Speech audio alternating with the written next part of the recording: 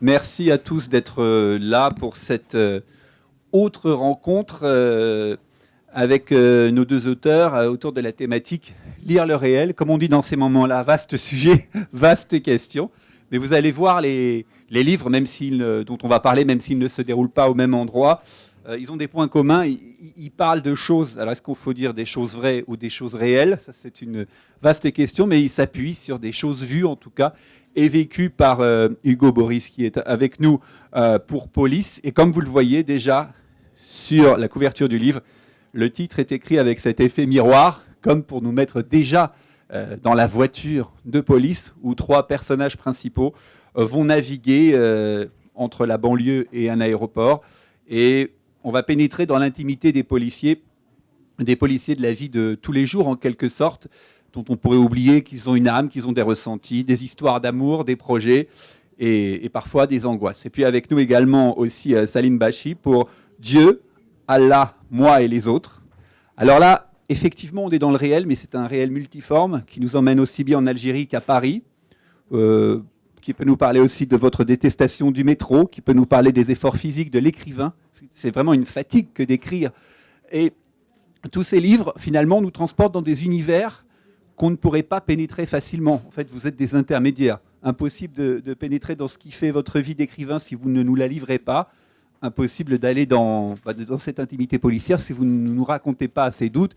Et notamment, par exemple, la grossesse d'une de vos héroïnes qui est policière, qui a un uniforme. Alors pour commencer, puisqu'on nous parle du réel, Salim, comment vous le percevez ce réel en tant qu'écrivain? Évidemment, vous avez d'autres livres avant qui racontent, qui s'inspirent de votre vécu en Algérie. Vous êtes né au début des années 70. Vous avez vécu le basculement de l'Algérie pris d'assaut par les militaires et puis sombrant dans un obscurantisme. Il n'y a pas d'autre mot. Mais cela dit, ce réel, comment vous l'appréhendez? Est-ce qu'il existe? Est-ce que vous en avez la sensation? Quel rapport vous avez avec lui? Il est dans votre livre et on en lira des extraits, on s'en rendra compte, mais quand même, comment il vient à vous ou pas?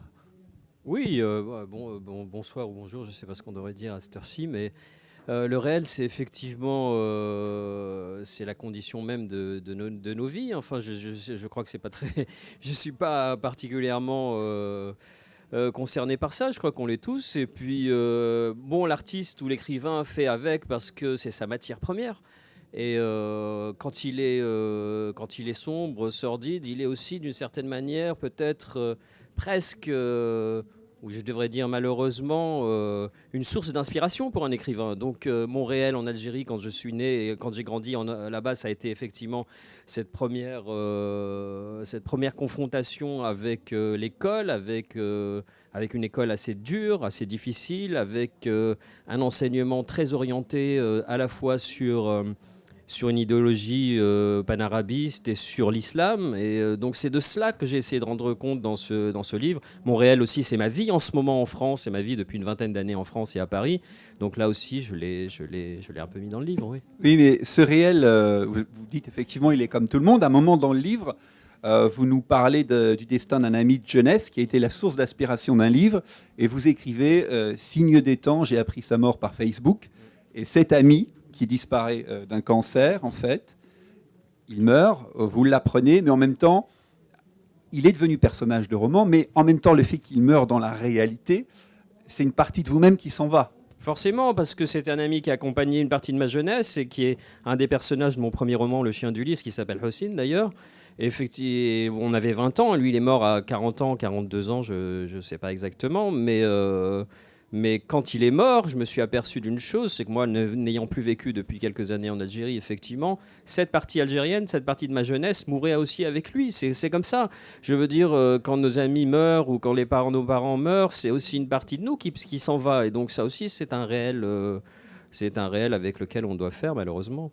Mais avec toujours cette possibilité de ramener l'imaginaire pour tirer un peu de vie toujours derrière. Parce que l'ami continue d'exister quand même. Oui, la vie continue d'exister, plus de la même manière, sur un mode parfois un peu plus désenchanté. C'est aussi le privilège du temps qui passe et de l'âge, avec peut-être un peu plus de distance. Mais pour un écrivain, toute expérience est bonne, en fait, tant qu'elle n'est pas complètement quand elle ne touche pas vraiment à votre vie, tant qu'elle ne vous menace pas vraiment, toute expérience peut se transformer en quelque chose d'intéressant à travers l'écriture, forcément, oui. Alors, vous parlez du rapport à la vie. Vous, Hugo, finalement, ce réel était présent dans la vie de Salim, il l'a rappelé, il y a eu l'enfance, la ville d'Annaba, un point de départ. Vous, ce réel, on pourrait dire, comme vous disiez justement, il s'impose à nous parce qu'on voit des policiers partout. Mais en fait, vous avez été le recherché, puisque vous avez, avant même d'écrire, vous êtes rentré dans la vie des policiers à Lyon. Donc cette démarche, elle était quoi? Elle était, entre guillemets, calculée par une volonté de la mettre en livre, ou par un émerveillement, une volonté de découverte. Je rajoute dans la question, qui est malheureusement un peu longue, que vous le dites vous-même, vous avez été jusqu'à demander à être fouillé. C'est ça, hein? Oui, mais ça veut dire pour voir ce que ça faisait d'être fouillé alors que vous n'étiez pas en état d'être interpellé. Comment vous vous inscrivez dans la volonté d'aller suivre des policiers, de rencontrer David et d'autres, de vrais policiers, pour après les mettre en récit? Quand vous arrivez, vous demandez à rentrer dans ce commissariat. Vous connaissez David? Non, mais... Parce que vous me citez. Bonsoir. Bah oui, le réel est notre tarmac. Enfin, le point de départ. Le point de départ, enfin, cette espèce de surface sur laquelle on peut s'envoler. Moi, j'aime beaucoup cette phrase du mausolée des amants d'Hervé Guibert, où il dit « J'aime dans le travail le moment où il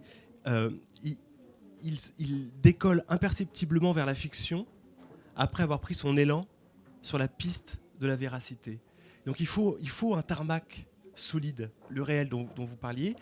Et ce tarmac, ça peut être une inspiration, sa vie personnelle, et ça peut être l'observation du réel. Moi, je ne suis pas policier, je ne suis pas sage-femme, je ne suis pas cosmonaute. Et ils ont été des personnages de mes précédents romans. Donc oui, pendant un an, par immersion, et les hasards m'ont amené à Lyon. Oui, j'ai rencontré des policiers. Alors ça s'est fait d'abord maladroitement de ma part. C'est-à-dire que j'ai commencé par les aborder en service, et c'était pas du tout une bonne ça veut dire concrètement, vous alliez les voir et vous leur disiez « Je suis écrivain, j'aimerais voir ce que vous... » Mais oui, comme ça aussi. J'aimerais vous poser des questions, j'aimerais vous voir en dehors. Et en fait, c'était maladroit parce que en service, ils sont très tendus, et je sentais que c'était pas la bonne approche. Et après, par des hasards, par des amis d'amis qui connaissaient un tel, j'ai pu en rencontrer hors service. Et puis j'ai eu accès à des gradés qui m'ont accueilli et qui m'ont permis de rester en commissariat, et puis en service de jour d'abord, et puis après en service de nuit, et puis du commissariat au véhicule. Et c'est vrai que de fil en aiguille, ils ont vu qu'il y avait de la bonne volonté de ma part, et je disais que je n'étais pas journaliste, que j'étais pas chercheur, qu'il n'y aurait pas de notes de bas de page, que j'étais là vraiment dans une démarche de romancier, que ce qu'ils allaient me dire, j'allais en faire mon miel, que j'allais le traduire. Et je ne filme pas, je n'enregistre pas, je prends juste des notes. Donc je crois que c'est assez rassurant, ce dispositif-là. Et puis c'est vrai que j'avais envie de comprendre, quoi. Et moi je n'ai jamais été interpellé. Et c'est vrai, donc c'est anecdotique, mais à 3h du matin, devant le commissariat de Villeurbanne, qu'ils appellent, ce sont leurs mots, un beau port de pêche, en banlieue de Lyon. Oui, je leur ai demandé d'être palpé pour voir, pour comprendre les gestes. Et donc j'ai eu le droit à la palpation de sécurité, celle qu'on apprend à l'école d'abord, et puis celle qui est moins tendre, celle qui sert à faire baisser les yeux. Et celle-là était plus intéressante encore probablement. Vous le dites, dans votre cas, il y a la volonté de comprendre, et derrière le mot comprendre, on peut tout mettre. Donc cette volonté de comprendre, on peut dire qu'elle dicte la possibilité d'écrire et d'en faire un roman, même si on ne sait pas comment le roman va être constitué. Mais vous, Salim, est-ce qu'il y avait aussi cette volonté de comprendre?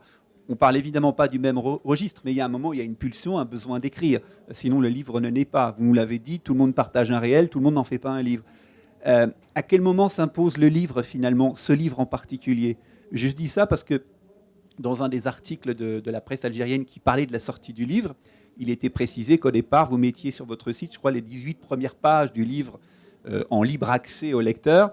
Et le journaliste du journal, je crois que c'était El Watan, c'est très amusant, il dit, bon, monsieur, très, très respectueux, monsieur Bachy, s'attaque à Dieu, on espère que son livre ne continuera pas en ce sens, sous-entendu qu'il va se reprendre. Donc c'est assez intéressant, parce que ça justifie, vous allez me dire, après coup, le fait de devoir écrire, mais le journaliste d'El Watan note, à la page 18, déjà, monsieur Bachy annonce qu'il ne croit pas en Dieu, et on voyait que ça l'avait un petit peu embêté, ce journaliste.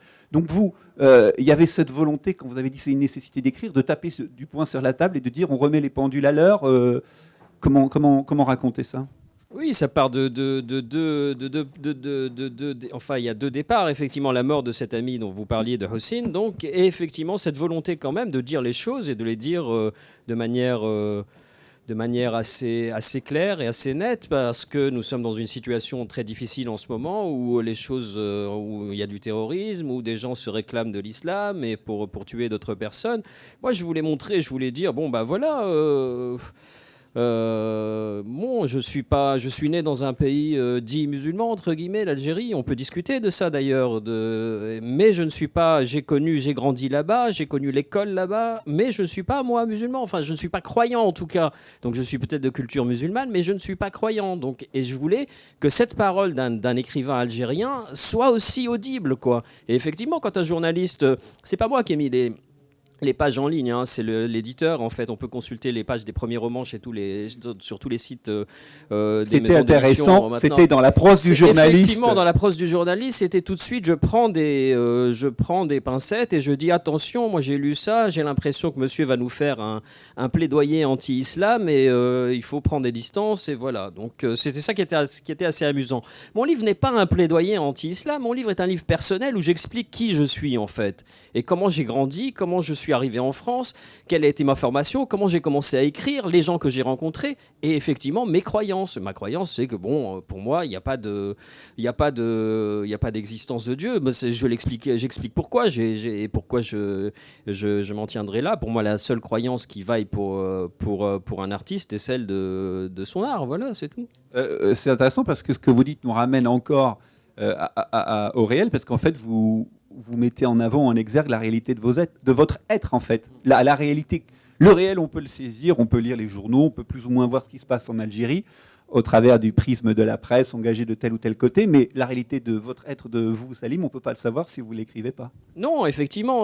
Moi, j'ai écrit beaucoup de romans avant d'écrire ce récit qui est très, très personnel et qui est un récit autobiographique. J'ai écrit beaucoup de romans qui traitent de tous les sujets, en fait. J'ai écrit sur l'Algérie, j'ai écrit sur l'islam, j'ai écrit sur le terrorisme aussi, j'ai écrit sur un consul portugais qui a sauvé des gens en 40.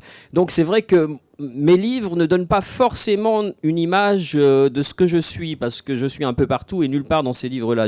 J'estime qu'un romancier n'a pas forcément à donner son opinion dans ses œuvres. Mais à un moment, j'ai cru bon de prendre la parole et de dire je et de dire voilà qui je suis. Voilà, et c'est ça, Dieu Allah, moi et les autres. C'est un peu cette petite mise au point à un moment de ma vie. Et le fait d'avoir fait cette mise au point, ça fait du bien ? Je trouve que ça m'a fait du bien, oui, de dire les choses. Et puis, je pense que, enfin, je suis un peu modeste peut-être, mais j'aime bien mon livre et je trouve intéressant. Donc, donc voilà. Mais après, c'est à vous de voir. Autant le dire, quoi. C'est à vous de voir. Alors, dans cette appréhension du réel qui permet de comprendre de la réalité de ce qu'on est, de ce qu'on se voit, il y a la musique des mots, il y a la musique des phrases, puisque vous êtes quand même des écrivains, donc vous couchez sur papier des phrases. Et justement, ce qui est intéressant, c'est qu'on donne à entendre, et on verra après comment vous mettez en musique ce réel transformé ou pas. Alors justement, Hugo, vous avez un extrait à nous lire, hein, puisque quand les auteurs veulent nous faire partager leur texte, c'est toujours très intéressant. J'ai pas préparé, enfin je viens d'apprendre que j'allais donc... Voilà, oui, c'était imprévu. Quasiment au hasard. Non, c'est un portrait d'Éric. Peut-être que je dise bien en sûr. un mot de quoi on resitue. Les questions. Donc il y a Virginie, qui est policière. Voilà, c'est l'histoire d'une femme flic, Virginie, qui est en pleine tourmente personnelle parce qu'elle est... elle a un enfant de 15 mois et son couple est complètement chamboulé par l'arrivée de cet enfant et et même plus que chamboulé, il est presque en train de mourir. Il est à Enfin, la dérive. voilà. Il n'y a plus de geste d'amour entre elle et le père Ouais. de cet enfant qui existe déjà. Exactement, et il se trouve qu'elle a eu une aventure avec un collègue du commissariat du 12e arrondissement où elle travaille. Qui est un beau Qui gosse. s'appelle Aristide. Oui, alors lui qui est Ça compte, hein, belle musculature, voilà. et oui, d'ailleurs, ça la prend un peu par surprise, et peut-être que sa maternité récente jette sur elle une espèce d'interdit. Il y a une transgression. Enfin, en tout cas, voilà, il y a une aventure entre eux, et le problème, c'est qu'elle attend un enfant. Elle est enceinte à nouveau de ce collègue, Aristide. Et évidemment, c'est trop pour elle à ce moment-là de sa vie, et elle ne souhaite pas garder l'enfant. Et Il y a ce couple. Hein, donc. Il y a ce couple. Et la veille de son avortement, une mission inhabituelle réunit Virginie et Aristide. Ils doivent reconduire à la frontière un étranger sans papier, un Tadjik, qui doit être reconduit dans son pays, qui doit être présenté à l'avion, comme on dit dans le jargon. Et sauf que le temps d'un trajet très court de 25 km entre le centre de rétention administrative de Vincennes, où ils vont chercher cet étranger, et Charles de Gaulle, ils sont confrontés à un dilemme terrible, parce qu'ils réalisent que cet homme est manifestement condamné à mort dans son pays. Et comme on le découvrira au fil du livre, il n'est pas condamné à mort pour avoir commis un crime, parce qu'à la limite, on pourrait dire la justice est dure là-bas, mais il semblerait qu'il ait dénoncé une forme d'esclavagisme moderne. Et ce qui est intéressant, vous avez hissé la toile de fond, et dans la réalité des rapports humains, on a bien compris qu'il y a Virginie, Aristide, qu'on peut dire alliés d'une certaine manière, même si leur relation amoureuse connaît une évolution du fait de la grossesse de Virginie. Et puis il y a ce supérieur, enfin il y a Eric, justement, qui lui se doit, je dis entre guillemets, de jouer au chef, puisqu'on est quand même dans cette espèce de triptyque, il y a ce trio. Et donc c'est là où on fait connaissance aussi avec Eric, dans le moment. Le chef est là pour chefer.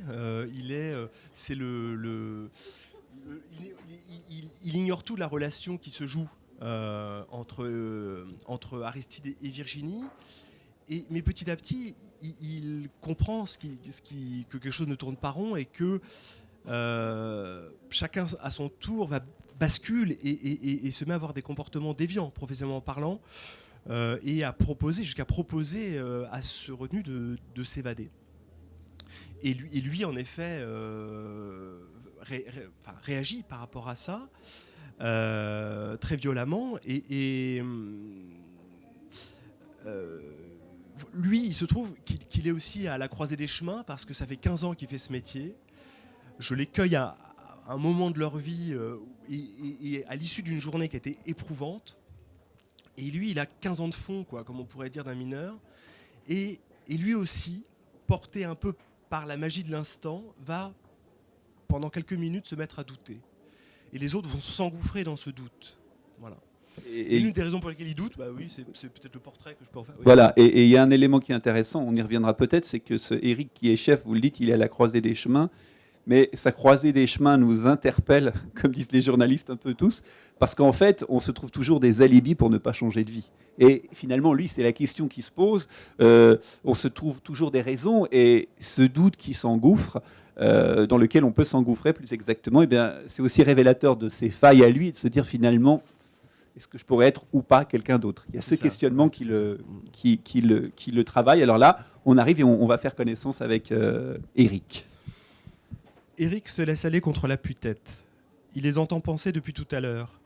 Ils le tiennent sûrement pour une donneuse, un suceur. Il croit probablement qu'il ne sait rien d'autre que monter aux ordres. Ils commettent à son sujet une espèce d'erreur permanente. Ils ne s'en sont pas aperçus parce qu'il a sa petite réputation dans le service, mais il prend l'eau. La police a pénétré tous les compartiments de sa vie depuis 2 ans. Il ne compte plus les réveillons, les repas de famille, les invitations chez des amis, les anniversaires, les kermesses, les week-ends dont il n'est pas à cause des vacations. Dans le RER, il s'assied systématiquement au fond de la rame pour n'avoir aucun passager dans le dos et pouvoir tenir tout le compartiment dans son champ de vision. Sa vigilance est devenue si machinale qui ne peut s'empêcher de vérifier s'il n'est pas suivi, le soir, en rentrant chez lui. Avant de choisir une babysitter, il fait l'environnement, alors que c'est interdit. Il tape le nom de la jeune fille dans le fichier TAGE, le traitement des antécédents judiciaires, pour s'assurer qu'il n'y a pas de loup. En voiture, avant de démarrer, tant que l'anti-carjacking ne s'est pas déclenché, il reste sur ses gardes. Même en jean, il est encore en tenue. Même au volant, avec les enfants qui chahutent à l'arrière, il est encore en patrouille. Dans les lieux publics, Pascal lui demande d'arrêter de dévisager les gens. C'est plus fort que lui, au point qu'on lui demande parfois « On se connaît ?» Dans la rue, il insiste pour qu'elle tienne son sac côté immeuble. Dans les transports, pour qu'elle ne sorte pas son portable. Ils ont pour principe de ne pas se quitter fâchés, parce qu'un jour, ce n'est peut-être pas lui qui l'appellera. C'est qu'il a épousé son travail d'abord, comme tous les flics du monde. De l'extérieur, il paraît si concentré. On pourrait croire qu'il s'est mitridatisé contre les coups jour après jour, immunisé contre la violence du monde par l'accoutumance, à dose progressive. Il s'est juste désensibilisé. Il n'est pas plus résistant, ni plus fort, ni plus professionnel que les autres, juste plus détaché. Sur son visage, un masque se fiche d'année en année. Mais à l'intérieur, l'hémorragie a commencé. Le matin, en s'habillant, il a pris l'habitude de choisir son caleçon en se disant que s'il devait y rester aujourd'hui, il tient à être présentable au dépositoire, à la morgue, sur la table d'autopsie. Ça ne dure qu'une seconde, mais il y pense. Il choisit le caleçon qui ne le ridiculisera pas aux yeux du légiste. Il n'arrive plus à compartimenter. Est-ce que cela se dit seulement ? Certains soirs, quand il rentre à la maison, après avoir approché un cadavre dans la journée, il s'arrête devant la porte. Il attend que la minuterie s'éteigne pour se déshabiller sur le palier. Il se dépouille de ses vêtements un à un. Il voudrait pouvoir laisser la merde sur le seuil de cette façon, en entrant complètement nu dans l'appartement. Il traverse les pièces sombres, fonce droit sur la salle de bain, la boule de ses vêtements serrés contre lui, la fourre directement dans le tambour de la machine à laver. 2 cycles de lavage ne suffisent pas à effacer l'odeur de la viande qui a tourné. Il prend une douche interminable, sans réussir à la décrocher de sa peau. Pascal ne lui a jamais fait remarquer qu'il sentait le macabé, mais il reconnaîtrait l'odeur entre mille, sucrée, insidieuse, piquante comme l'ammoniac. En faisant la bise à une collègue, un matin, il l'a identifié sous son parfum. Sa peau l'avait fixé pour toujours. Voilà, merci Hugo. Et on rentre effectivement, on comprend la force du livre dans une intimité que ces fameux journalistes ne peuvent pas finalement révéler parce que c'est tellement personnel, ce rapport entre le policier, son métier et la mort, qu'il y a cette espèce de cercle dans lequel on arrive. Et en même temps, ça change le regard qu'on porte sur ces policiers qui remplissent des rôles différents. Alors, on verra après comment, justement, vous avez essayé d'être fidèle ou pas à leurs paroles, avec presque le degré nécessaire de trahison, parce que, somme toute, vous devez faire un livre, mais puisqu'on est dans l'écoute, cette appréhension du réel, et même si vos livres se passent dans des endroits qui n'ont rien à voir l'un avec l'autre, même s'il peut y avoir des rencontres, on va écouter justement un extrait de votre livre, Salim, parce que c'est intéressant aussi de voir comment, sur des réalités violentes, des réalités déstabilisantes, on trouve aussi des points communs. Alors, à quel moment du livre vous nous faites voyager, Salim ? Comme je remarque qu'il n'y a que des adultes ici consentants, donc je vais vous lire quelque chose de beaucoup plus... Enfin, j'espère en tout cas, quelque chose d'un peu peut-être un peu épicé. Mais d'assez essentiel, parce que ce qui est intéressant dans votre livre, c'est vous rappeler, puisqu'on est entre adultes consentants, qu'on peut toujours douter de Dieu ou pas. Mais il y a une chose sur laquelle on ne peut pas douter, c'est faire l'amour, ça peut être... important, voilà. Ou intéressant, en tout cas. Pour l'imagination aussi.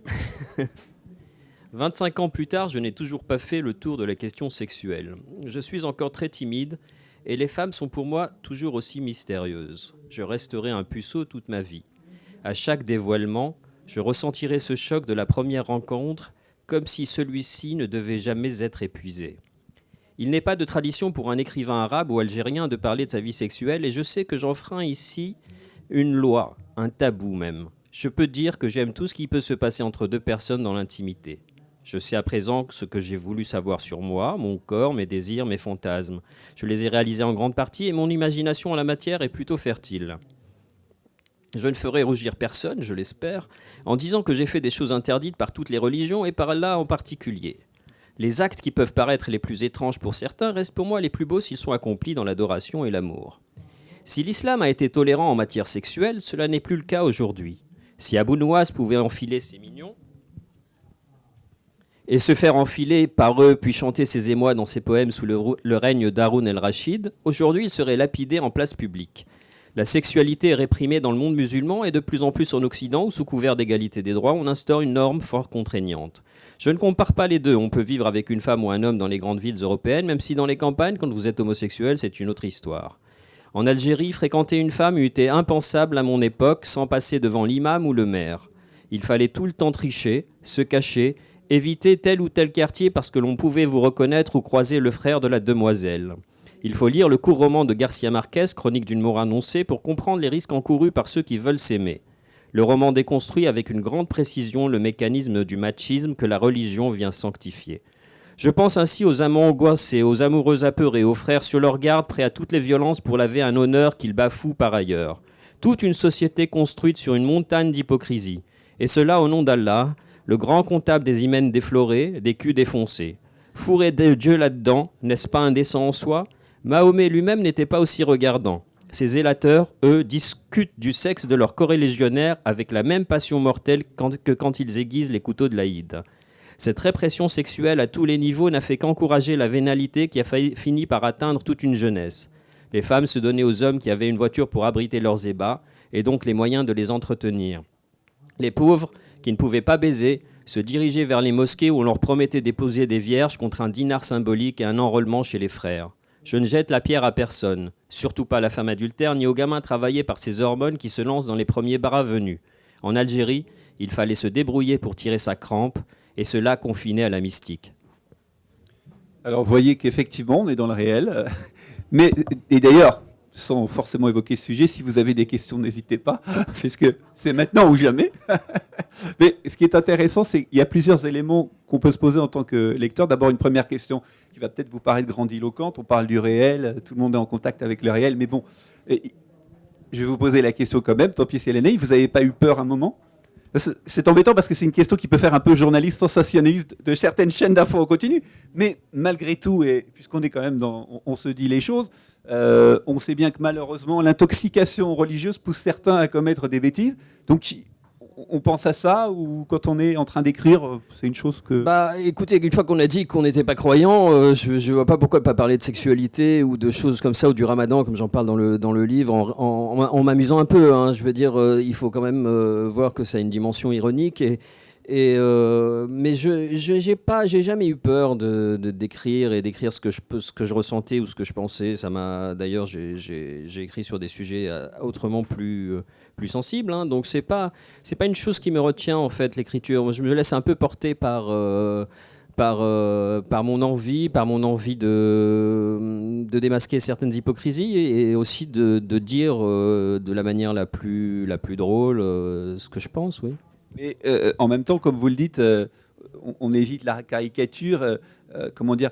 Vous ne méprisez pas le caractère sincère d'une croyance, puisqu'à un moment dans le livre, vous parlez d'un de vos oncles qui, lui, finalement, ne travaille plus, mais habite à côté de la mosquée, va à la mosquée même la nuit parce qu'il prie. Mais lui, qui pourrait nous paraître de l'extérieur comme étant un mauvais zélote, en fait, lui est totalement sincère. Donc, vous faites la différence. Il est totalement sincère et il est absolument contre tout ce que font les islamistes et tout ce que font les djihadistes, quoi. Donc, la question la question dans ce livre de la croyance est personnelle. Moi, je ne suis pas croyant. Il y a des gens qui sont croyants et je les respecte tout à fait.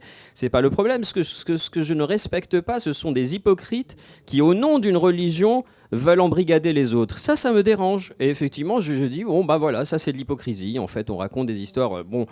L'histoire de la sexualité en Algérie ou dans les pays arabes est une histoire à la fois de religion et aussi de machisme et de quelque chose qui dépasse aussi la religion. Mais c'est basé sur une grande hypocrisie.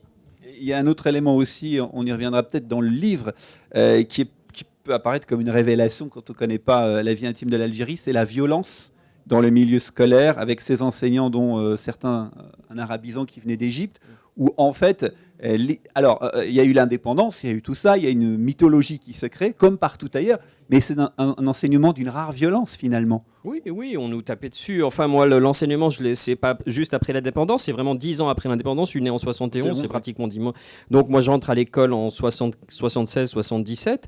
Et mon premier contact avec l'école et avec l'enseignement, c'est les coups, en fait. Je veux dire, le premier jour, quasiment, on se fait taper dessus à coups de bâton parce qu'on a mal récité une sourate, parce qu'on n'a pas compris quelque chose ou parce qu'on a été un peu chahuteur.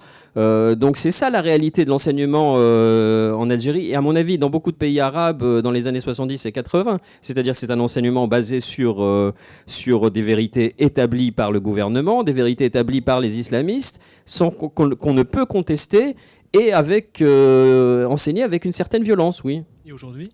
Et aujourd'hui, il y a encore, je pense, des cas de violence dans les écoles algériennes. Moi, je ne connais pas, hein, ça fait longtemps que j'y suis plus, mais les châtiments corporels dans les écoles algériennes existent toujours, oui. C'est un sujet tabou ou pas? Parce que quand on parle avec des Algériens qui font, on en connaît tous, enfin en tout cas ça peut arriver, en dehors du festival de Laval, les retours qui vivent en Algérie, qui vivent en France, et quand on s'amuse à faire un peu le poil à gratter, sans citer ses sources, on m'a dit que...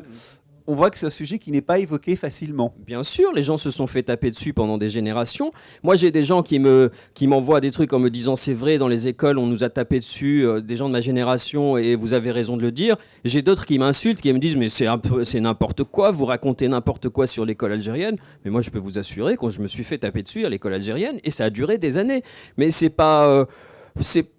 c'est pas étonnant, hein. Je veux dire, les châtiments corporels existaient dans les écoles françaises jusque dans les années 50, à mon avis. Donc il y a quelque chose, il n'y a pas que les gens d'Égypte qui venaient transmettre ça. Je pense il y a aussi une une institutrice dont vous parlez dans le livre. Oui, il y a une institutrice particulière dont je parle et qui nous tapait dessus et qui a tapé sur un élève, je me souviens, avec une équerre. Ça, je m'en souviens encore. Enfin, c'est une image assez impressionnante. Elle a pris une équerre et elle l'a plantée sur la tête d'un garçon. Je ne sais pas ce qu'il faisait.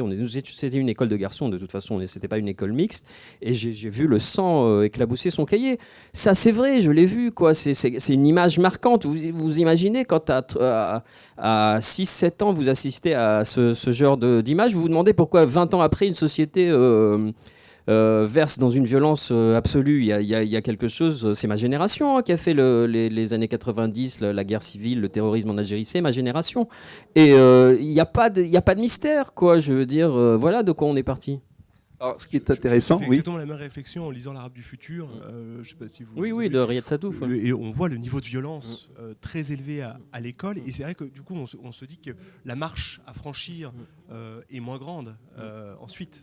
Bien sûr, oui. Moi, je dis, c'est les gens qui étaient dans l'armée ou qui sont montés aussi dans les maquis en 90, entre 91 et 97, c'est cette génération qui est passée par cette école de la violence, de l'abrutissement et de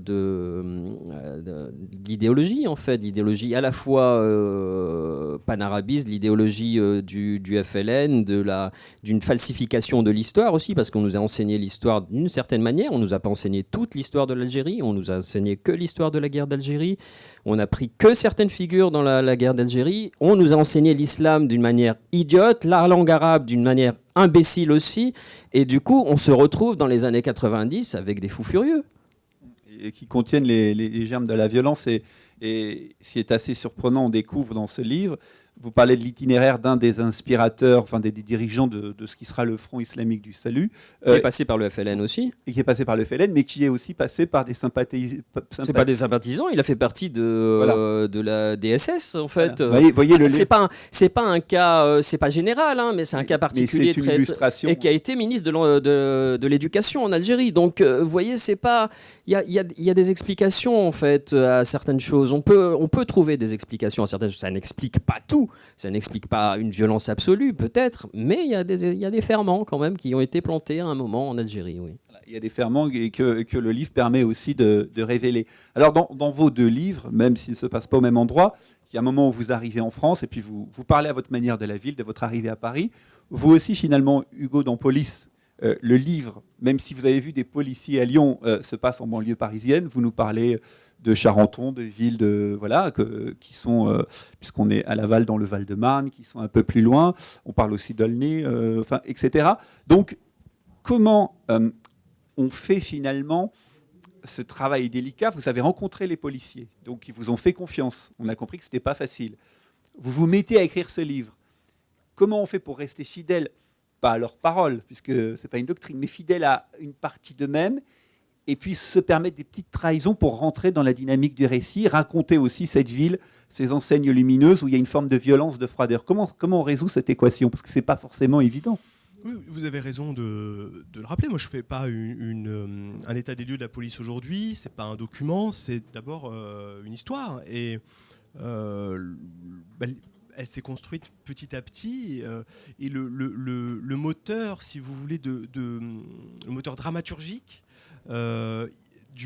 presque du véhicule, puisque c'est un huis clos dans une voiture de police, d'où en effet le titre qui est lisible dans un rétroviseur.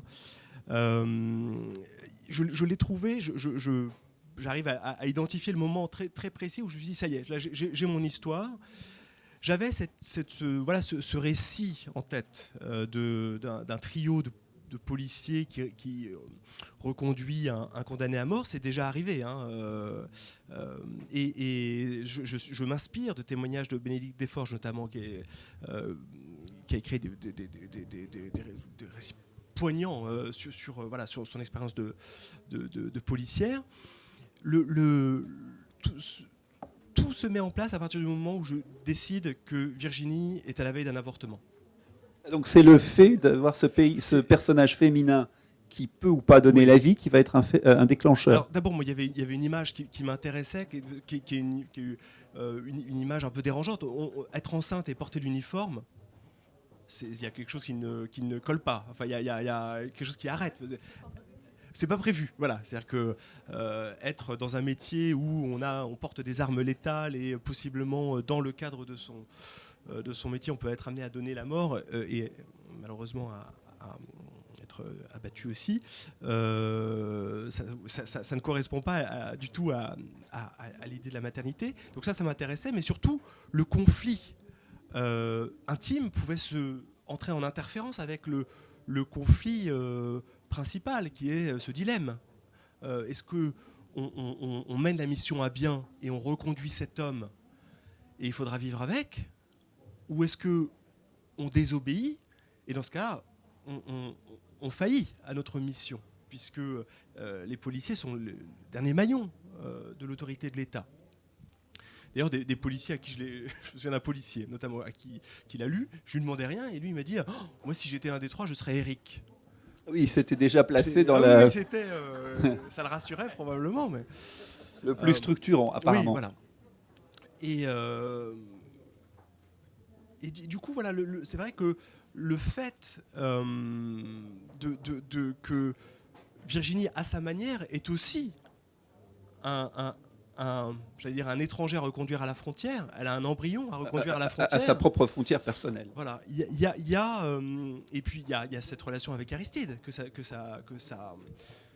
déclenche, parce que Aristide, qui est donc ce beau gosse là, qui fait des pieds au mur et qui vit dans une espèce d'éternel présent, qui fait des blagues à longueur de journée. Enfin, c'est un ambianceur de brigade, quoi. J'en ai rencontré des Aristides. Et bah, d'un seul coup, le fait de savoir qu'il a initié cet être de chair et de sang, il perd pied, il devient moins drôle. Enfin, c'est la réalité, on y revient, elle le rattrape. Oui, il se rend compte à quel point sa vie est vide de sens, qu'elle l'était hier, elle le sera demain, et que d'un seul coup, ça le projette. Et lui, il n'est pas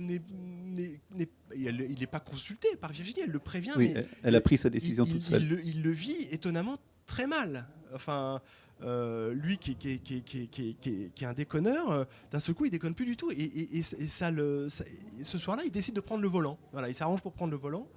Et donc, évidemment, je décris le Tadjik à un moment donné comme si c'était un être pas fini.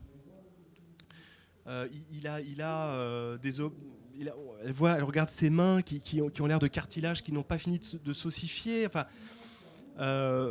si vous voulez, là c'est très schématique ce que je vais vous dire, mais lui, il est déjà mort quelque part. Puisqu'il le sait, il n'y a plus de salut après. Et l'embryon n'est pas encore né. Oui. Et en fait, le Tadjik devient l'embryon. Et la voiture devient l'utérus. Une transposition, Enfin, ouais. voilà. Avec d'ailleurs une blague assez amusante sur les voitures, sur le fait quand on arrête quelqu'un, que la police prenne une Renault Capture, voilà. Ils auraient dû prendre une Citroën Évasion. Voilà, une Citroën Évasion, c'est mieux. Mais voilà, comme quoi, vous voyez, C'est une blague d'Aristide, c'est pas mal. Voilà. Mais ce qui est intéressant, c'est que même dans ces réalités, quand même, pardon du néologisme, hyper tragiques, il y a ce recours à l'humour.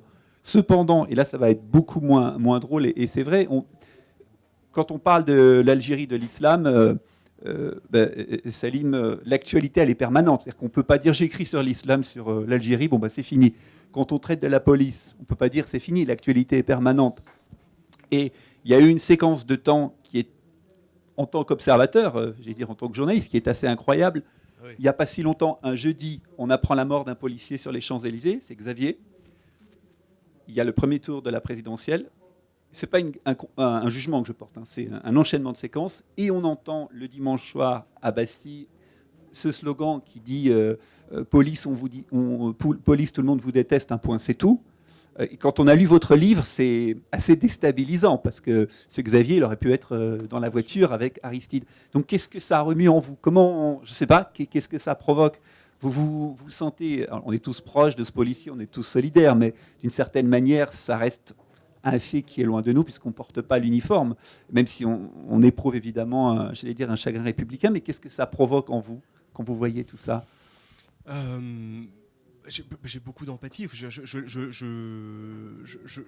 comprends leurs craintes, les revendications qui étaient les leurs récemment. C'est des gens qu'on n'entend jamais.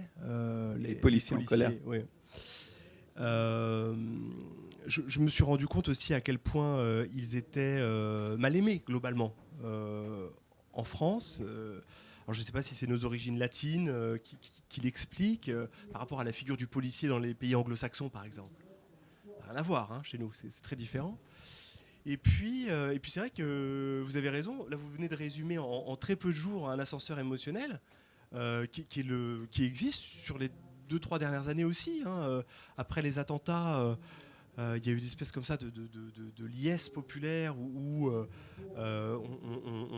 on applaudissait les quarts de policiers pendant les manifestations après les attentats. Et Renaud qui écrit cette chanson « J'ai embrassé un flic ». Enfin, et puis très rapidement ensuite, c'est exactement l'inverse. Ils sont bascule. à nouveau montrés du doigt. Ça va être l'un des enjeux probablement de la prochaine mandature. Vous voyez, on voit comment on glisse dans la politique. Ouais. Mais cette résonance du terrorisme aussi, vous en parlez aussi dans votre livre, Salim, mais d'une certaine manière, ce qui est assez étonnant, c'est qu'on pourrait se dire qu'ayant vécu le terrorisme, vous allez le vivre différemment en France, vous le connaissez déjà. Alors, comment vous lisez cette actualité ? Parce qu'en fait, ce terrorisme que vous évoquez, ces références « je suis Charlie », puis après « je ne suis pas Charlie », hein, comme on l'a vu, c'était entre guillemets nouveau pour la société française avec cette ampleur. Comment vous le percevez ? Et d'ailleurs, est-ce que vous réécririez ce livre différemment, même s'il est cristallisé, il est édité, au fil de ce que vous avez appris sur vous-même en écrivant ce livre ? Non, je ne réécrirai pas le livre parce que c'est un moment de ma vie, donc c'est pas renouvelable en fait. Et si je dois écrire un livre, ça sera autre chose. Mais pour ce qui est du terrorisme, je l'ai vécu effectivement. J'ai vécu en Algérie jusqu'en 94-95. J'ai passé une année.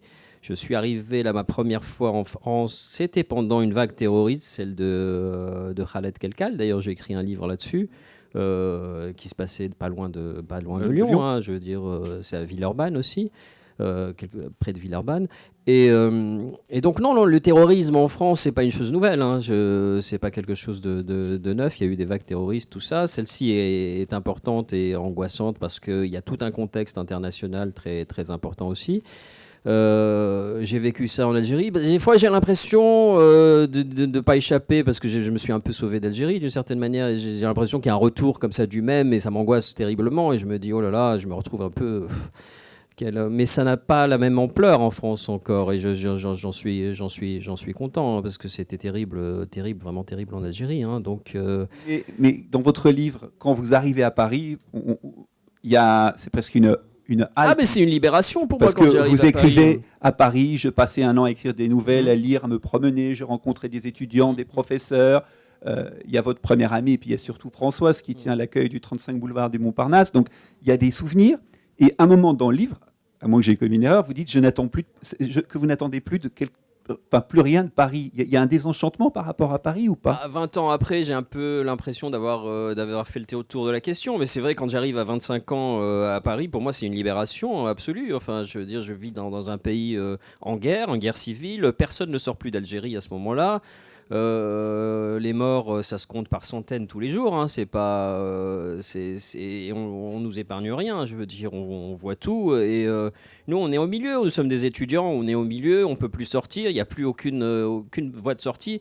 J'ai miraculeusement, grâce à une rencontre que je fais avec une personne qui s'appelle Olivier Todd et que je remercierai jamais assez dans ma vie parce que elle m'a permis comme ça de partir d'Algérie en me fournissant la possibilité. Avec Albert Camus en toile de fond. Avec Camus en toile de fond. Donc, et sans cette possibilité, je ne sortais pas d'Algérie, je ne m'évadais pas et je ne devenais pas écrivain, à mon avis. Toute votre vie tient à cette rencontre, la vie littéraire. Une grande partie de ma vie, je pense, tient à une rencontre. Comme quoi la vie aussi, c'est fait de ces rencontres-là, de ces possibilités qui se manifestent à vous, même quand vous êtes au fond du gouffre. Et moi, je me sentais au fond du gouffre en Algérie à ce moment-là. Et arriver à Paris, c'est une libération, oui. Je sors d'un pays en guerre, je sors d'un milieu familial, je me retrouve tout seul. Oui, bien sûr, oui. Et dans la vision que vous avez finalement de vous-même devenant écrivain à Paris, comment, vous le racontez dans le livre, vous écrivez, ça commence à fonctionner, il y a des livres pour lesquels vous vous êtes donné sang et eau, c'est aussi la réalité du métier d'écrivain. Vous avez même eu des séquelles physiques, et puis les livres n'ont pas le succès escompté. Comment on réagit? C'est des douleurs qui restent? Non, parce qu'on est toujours content d'avoir fait ce qu'on voulait faire et d'avoir écrit avec passion et plaisir et même douleur aussi, effectivement, et parfois une grande fatigue. Mais c'est notre vie. Enfin, on peut pas nous enlever ça et on l'a pas, personne nous l'a donné ou nous l'a accordé. On l'a conquis d'une certaine manière. Et ça va avec, effectivement, parfois de très très belles réussites, de grandes joies et parfois quelques déceptions. Mais ces déceptions-là ne sont pas vitales, elles n'atteignent pas ce que nous sommes, elles n'atteignent pas notre être. Et c'est ça, ce qui est bien chez un artiste, c'est que malgré la difficulté, on rebondit toujours tant qu'on continue à écrire. Voilà. Vous avez dit des séquelles physiques Parfois, oui, j'ai écrit mon deuxième roman, par exemple, qui est un roman très complexe, très ambitieux. Quand je l'ai terminé, je me suis retrouvé à l'hôpital. J'ai fait un petit truc, une petite embolie pulmonaire, entre guillemets. Je mets le petit entre guillemets. Mais c'est dû aussi à une condition physique qui est particulière à moi, une maladie aussi dont je parle dans le livre. Mais c'est vrai que certaines écritures, certains livres nous demandent une énergie folle, une concentration telle que c'est un épuisement. C'est vraiment un épuisement. Et depuis ce deuxième roman, je me suis toujours méfié, je me suis toujours dit, oulala, fais attention quand même, ne t'y donne pas à 200%, quoi. Essaye d'en garder un peu sous la pédale. Se protéger. Moi, ça m'énervait avant quand on entendait certains auteurs dire j'écris avec mes tripes, on met tout sur la table. Mais il y a quand même un rapport au corps, c'est vrai. Enfin, il y a une fatigue. Moi, quand j'ai écrit 4 heures d'affilée ou 5 heures d'affilée, mais j'ai l'impression d'avoir couru un marathon. J'ai l'impression d'avoir fait 4 heures ou 5 heures de sport, quoi. Mais il faut être en bonne santé pour écrire. Hein. Même Proust, à mon avis, avait une santé. Ce que disait Gaston Gallimard, mais il avait une santé de fer, quoi. Donc. C'est pas possible autrement, vraiment c'est pas possible. Il y a quelque chose d'un engagement physique assez épuisant. Ouais. Mais quand l'engagement est physique et émotionnel, comme quand vous suivez le quotidien de ces policiers, après, comment on fait? Il y a un sas de décompression. Parce que bon, les policiers continuent de vivre leur vie à Lyon. Le livre continue de vivre sa vie. Voilà, il y a cet engagement. On passe à autre chose parce qu'il faut se remettre aussi de se remettre pour passer à autre chose, pour raconter d'autres histoires. Ce n'est pas votre premier roman, mais quand même, ce roman est particulier parce que pendant les 3 ans d'écriture, on vit avec. Moi, je compare c'est une image vraiment peu intéressante, mais je compare ça vraiment à une maternité. C'est-à-dire que une femme enceinte, elle porte son enfant. Je dis ça comme si j'étais au courant, enfin, comme si je savais. Vous présumez. Voilà. Mais c'est ce qu'on m'en dit, en tout cas, ce qu'on m'en a dit, c'est que on est enceinte tout le temps. C'est-à-dire que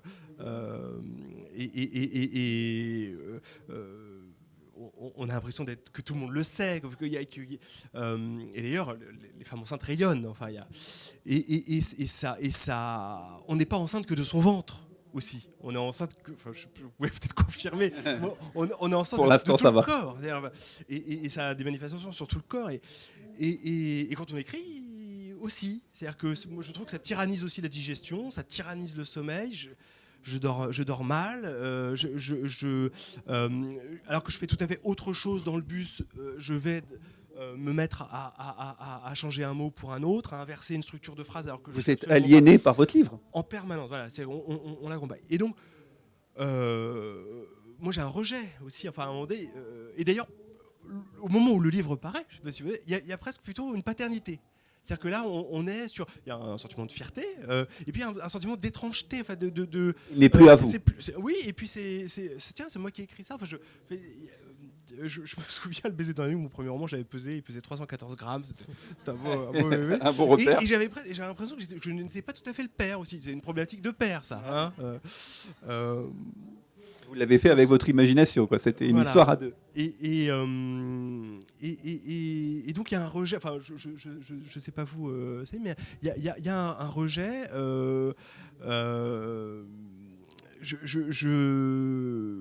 J'ai besoin qu'on me libère du livre. C'est-à-dire qu'on dit souvent que les lecteurs dépossèdent l'auteur du livre. J'aurais tendance à dire qu'ils nous en libèrent.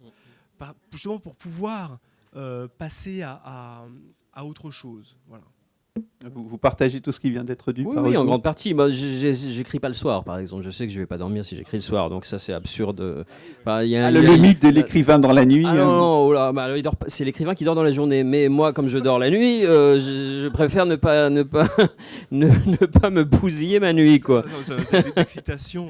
Ah oui, ça met dans un état d'excitation assez particulier. Et c'est vrai que la parution est une forme de délivrance. Ça n'a rien à voir avec la délivrance. Je suis aussi père d'un fils, et donc je sais que ça n'a pas grand-chose à voir. Et puis un fils, on s'en débarrasse pas, donc et tant mieux. Enfin, je veux dire. Et un livre, c'est vrai que hormis les 3 premiers mois où on est là, on en parle et tout ça, une fois que cette période est passée, on passe à autre chose. Et ça, c'est bien aussi. Moi, j'aime pas revenir sur ce qui a été fait. J'aime bien me dire, bon, il y a d'autres choses à venir, d'autres livres, d'autres projets. Et c'est bien de mettre ça de côté, quoi. Il y a quand même une chose sur la magie d'être publié, c'est-à-dire pas que le livre sorte, mais d'avoir été accepté par une maison d'édition. Vous racontez, en fait, votre intronisation, votre entrée dans la maison Gallimard, c'est-à-dire entrer dans les locaux de Gallimard, où vous ressortez avec une certaine émotion. Ah oui, j'ai 2 grandes joies dans ma vie, c'est avoir été publié la première fois, effectivement, et d'ailleurs c'est une émotion à chaque fois qu'il y a un livre qui sort, on a quelque chose quand même d'étonnant, on se dit, oh, ça existe, j'ai fait ça, c'est bizarre. Et la première fois où j'ai vu mon fils naître, enfin, on a très peu de grandes joies dans sa vie, et c'est vrai que ça fait partie des grandes joies quand on réalise quelque chose, quelle qu'elle soit, que ce soit un livre, un tableau, sans doute une symphonie, ou quand on construit une maison. Je crois qu'il y a quelque chose aussi d'une sorte de réalisation. On se dit, on a fait quelque chose, enfin j'ai fait quelque chose, voilà. Et cela dit, quand vous voyez d'autres nouveaux écrivains arriver chez Gallimard, vous semblez dire dans le roman qu'ils ont l'air moins je sais pas, moins étonnés ou moins enchantés? Pas tous, mais non, j'en trouve qui sont très, au contraire, très offensifs et très drôles d'une certaine manière, dans une volonté de pas s'en laisser compter, qui m'amuse un peu. Mais parce que je pense qu'on est tous impressionnés chez notre premier éditeur, quel qu'il soit, Gallimard encore plus parce que c'est quelque chose d'important. Oui, j'en plaisante un peu, non, mais il y a des gens qui sont beaucoup plus. Moi, je sais quand je suis arrivé chez Gallimard la première fois. D'abord, je savais pas ce que je foutais là. Enfin, je me disais, mais c'est pas possible. Puis je voyais des gens qui me disaient bonjour avec un sourire, parce qu'ils sont très sympas, les éditeurs, en fait. Surtout quand vous publiez votre premier roman et que vous n'avez pas demandé d'avaloir, et Gallimard n'en donne jamais au primo-romancier. Ils sont là, très sympathiques, très gentils, tout ça. On se dit, oh là là, mais qu'est-ce qui se passe et c'est suspect, effectivement. Et puis, on est pris, hein, c'est vraiment une grande maison. On va voir les attachés de presse, on va voir d'autres éditeurs, tout ça, on retient aucun nom. Et moi, j'en suis ressorti comme ça en me disant, mais qu'est-ce qui s'est passé, en fait Et je vois des fois des gens qui rentrent avec une espèce de truc et déjà, ils sont dans la place et ça me fait un peu rire. Ouais. Quand vous avez travaillé chacun avec tout ce que vous êtes, vos imaginaires, vos réalités, sur ces 2 livres en question, puisque c'est d'eux dont on parle, est-ce que vous avez pensé à d'autres livres en particulier, d'autres livres que vous avez lus, qui vous ont inspiré? Vous travaillez sur police, vous avez rencontré les policiers, est-ce qu'il y avait des livres, des films, qui se sont invités au fur et à mesure, qui ont été des sources d'inspiration? Bon, clairement, le Flic chronique de la police ordinaire, hein, le livre de Bénédicte Desforges, un recueil de témoignages. Et puis j'ai une inspiration cinématographique, oui. Le Police de Maïwenn, par exemple, m'a bouleversé. Enfin, j'ai revu le Police de Piala aussi. Non, oui, non. Après, ça a été l'enquête. Après, il y a eu une enquête pour comprendre. Ouais. Et vous, Salim, il y a des comme ça qui sont réinvités? Moi, j'ai écrit des livres en forme documentant parce que c'était des biographies ou c'est des choses comme ça. J'ai jamais fait d'enquête véritablement. Je me suis jamais immergé dans un milieu particulier comme le milieu de la police où ma vie a fait en sorte que je suis né dans un pays où il s'est passé des choses et puis que je me retrouve maintenant dans un pays où il se passe d'autres choses aussi intéressantes et donc ça transparaît dans mes livres. Mais j'ai du mal avec... je suis assez paresseux, donc j'ai du mal à aller justement me dire je vais écrire un livre en enquêtant sur place. Oui, sauf que... pourquoi cette question? Vous nous racontez dans le livre que quand vous étiez plus petit, vous cherchiez à savoir si Dieu était sous les ailes des avions, puisqu'il faut bien qu'il soit quelque part. Et au fur et à mesure de l'avancée du livre, vous dites aussi, enfin, on croit comprendre en tant que lecteur, que vous voulez être vraiment bien documenté ou certain de bien comprendre quelle est la vie du prophète, le prophète de l'islam. Parce qu'on semble ressentir dans votre livre que vous dites qu'on finalement, on ne l'a pas très bien compris. J'ai travaillé sur ça, j'ai écrit un roman sur Mahomet, donc j'ai passé beaucoup de temps dans des livres d'histoire, dans des biographies sur Mahomet, dans les chroniques des...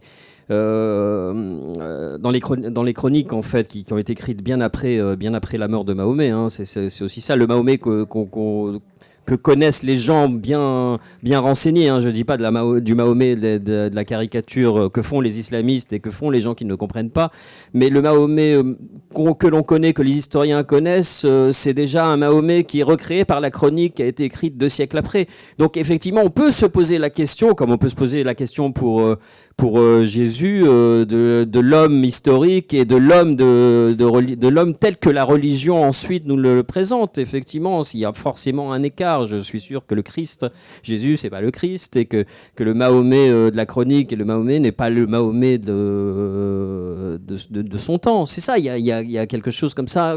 Il y a un mystère à un moment où on sait que quelque chose nous échappe. Donc c'est pour ça que j'ai travaillé. Donc ça reste quelque chose de mystérieux pour moi.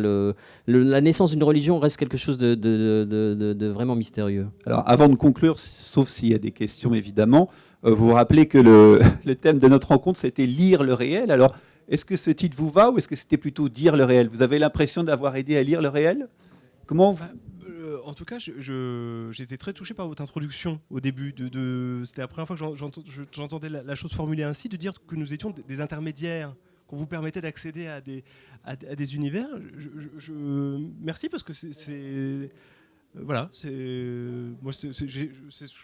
j'essaye en effet d'être un intermédiaire, un passeur. C'est vrai et quand je découvre des univers, je suis un peu comme. D'ailleurs, il faut que je me réfrène parce que je suis un peu comme un gosse à dire oh, regardez, je voudrais presque trop en mettre. Quand j'ai écrit sur les cosmonautes, par exemple, j'étais comme un fou à vouloir tout raconter. Enfin, mais oui, il y a de ça. Mais c'est aussi que parce qu'on a une seule vie, et puis d'un seul coup, on peut en avoir plusieurs avec l'écriture. Un dédoublement autorisé. Oui. L'enquête est un prétexte. Ce qui est marrant aussi, c'est que les livres nous amènent à rencontrer des gens différents. Moi, je sais que par exemple, ça n'a rien à voir avec la police, mais j'ai été vraiment embarqué au sens propre et au sens figuré, dans une croisière en Méditerranée sur un bateau militaire de la Marine nationale. Et moi, qui suis un antimilitariste débile de première classe, je vais foutre dans cette galère. Et c'est vrai que partager le quotidien de militaires en mer et tout ça, on voit les choses différemment. On n'est pas certains a priori, et je pense que c'est partagé aussi. Je connais pas le milieu de la police, et on voit en fait des êtres humains au travail et qui aussi obéissent à une hiérarchie, qui sont pris dans quelque chose, mais qui restent individuellement des êtres humains. On les comprend.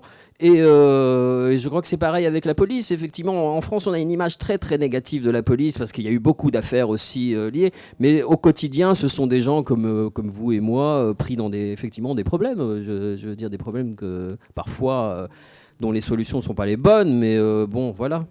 Alors, ce qui est intéressant en vous écoutant, c'est que finalement, on parlait de lire le réel, mais en vous écoutant encore plus maintenant, on peut se dire que vous nous permettez de relire le réel.